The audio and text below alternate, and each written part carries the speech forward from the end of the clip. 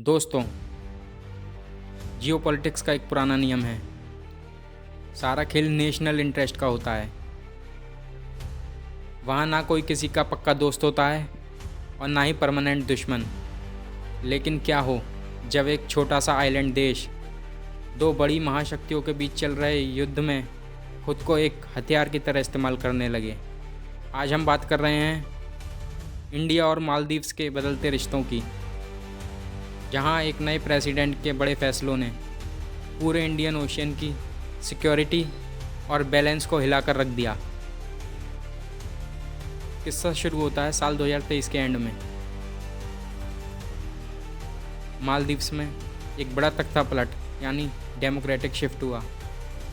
लेकिन इस एक चेंज में सबसे बड़ा सवाल ये था कि क्या एक नेता सिर्फ एक नारे से पूरे देश की फॉरेन पॉलिसी को बदल सकता है। नवंबर 2023 में मोहम्मद मुइज़ू मालदीव्स के नए प्रेसिडेंट बनते हैं। उनका पूरा इलेक्शन कैंपेन सिर्फ एक मुद्दे पर टिका था, इंडिया आउट।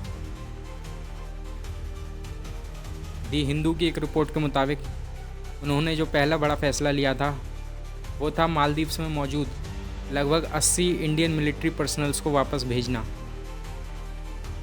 जो वहाँ पर ह्यूमैनिटेरियन एड और रेस्क्यू हेलीकॉप्टर्स को ऑपरेट करते थे। इतना ही नहीं, एक पुरानी डिप्लोमेटिक परंपरा को तोड़ते हुए मोहम्मद मुइज़ू ने पहली फॉरेन विजिट के लिए नई दिल्ली की बजाय बीजिंग को चुना। लेकिन डिप्लोमेटिक तनाव अपनी जगह था और आम जनता का गुस्सा अपनी जगह। किसी ने नहीं सोचा था सोशल मीडिया पर शेयर की गई कुछ नॉर्मल बीच की फ़ोटोज़ एक देश की इकॉनमी को तबाह करने की शुरुआत बन जाएंगी। जनवरी 2024 में प्रधानमंत्री मोदी ने इंडिया की एक यूनियन टेरिटरी लक्षद्वीप की कुछ फ़ोटोज़ सोशल मीडिया पर शेयर करी। इसके साथ ही और लोगों से लोकल टूरिज़्म को प्रमोट करने की बात कही।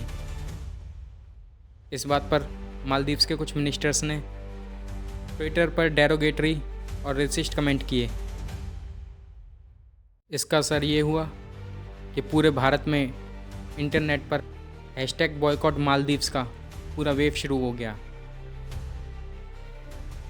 रॉयटर्स के एक डेटा के अनुसार इस बॉयकॉट का असर इतना बड़ा था कि जो इंडियन टूरिस्ट हमेशा नंबर 1 स्पॉट पर रहते थे, आज उनकी रैंकिंग गिरकर 6ठे स्थान पर आ गई थी और मालदीव्स जाने वाले भारतीय सैलानियों की संख्या में भारी कमी आई। जब मालदीव्स का सबसे बड़ा रेवेन्यू सोर्स यानी टूरिज़्म डूब रहा था, तब सबकी नज़रें चाइना पर थीं। उन्हें उम्मीद थी कि चाइना उन्हें इस मुश्किल से निकाल लेगा, पर क्या चाइना सच में किसी का दोस्त है या मालदीव चाइना के लिए सिर्फ एक नया शिकार था। मालदीव को लग रहा था कि चाइना उन्हें बड़े बेल आउट पैकेज देगा, मगर ब्लूमबर्ग की एक कॉम्प्रिहेंसिव इकोनॉमिक एनालिसिस के मुताबिक मालदीव्स पर पहले से ही $3 बिलियन का फॉरेन डेब्ट था, जिसमें से एक बहुत बड़ा हिस्सा चाइना के एक्सिम बैंक का था। जब IMF ने मालदीव्स को डिफ़ॉल्ट होने की वार्निंग दी, तो चाइना ने उनके डेब्ट को रिस्ट्रक्चर या नया कैश इमरजेंसी लोन देने से साफ मना कर दिया। मालदीव्स के पास अपनी बेसिक इकॉनमी चलाने के लिए फॉरेन रिजर्व्स ख़त्म होने की कगार पर आ गए। जब सारे रास्ते बंद हो गए, तब मालदीव्स के नए प्रेसिडेंट को समझ में आया कि जियोपॉलिटिक्स इमोशनल नारों से नहीं बल्कि इकोनॉमिक रियलिटी से चलती है। और इसके बाद जो हुआ उसे हम एक बड़ा स्ट्रेटेजिक चेकमेट कह सकते हैं।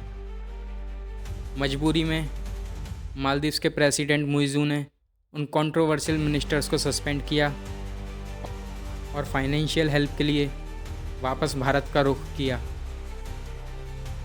उन्होंने नई दिल्ली आकर PM मोदी से बायलैटरल टॉक्स की और इंडिया ने उन्हें इकोनॉमिक रिलीफ एक्सटेंड की। लेकिन दूसरी तरफ इंडिया ने अपनी सिक्योरिटी को टॉप प्रायोरिटी पर रखते हुए लक्षद्वीप के मिनिकॉय आइलैंड पर अपना naval base INS Jatayu activate कर दिया, जो डायरेक्ट मालदीव्स के रास्ते पर नज़र रखता है। जियोपॉलिटिक्स का ये किस्सा साफ बताता है कि नए दोस्त बनाने के लिए पुराने पड़ोसियों से दुश्मनी नहीं की जा सकती। आपका इस जियोपॉलिटिकल शिफ्ट पर क्या सोचना है? क्या इंडिया ने इस पूरे मामले को सही तरीके से हैंडल किया?